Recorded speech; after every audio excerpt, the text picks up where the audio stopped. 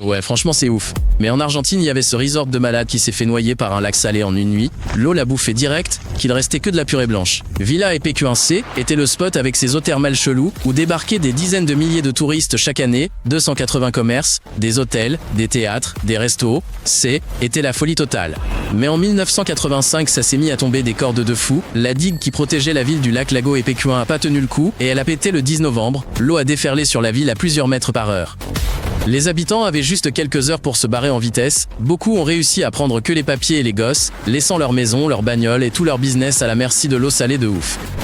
L'eau salée a rasé la ville complètement. Béton, métal, bois, tout devenu blanc comme du sel de cinglé, qui dépasse de l'eau genre le squelette d'un monstre, et la ville elle s'est retrouvée sous l'eau pendant 25 ans.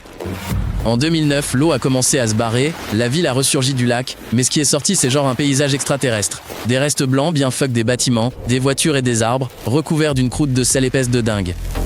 Là il vit qu'un mec, Pablo Novak, le dernier habitant de Villa EPQ1, qui est retourné dans la ville morte et refuse de se casser, même s'il y a juste des fantômes partout et des tonnes de sel. Regarde la vidéo complète sur la chaîne YouTube, hallucine!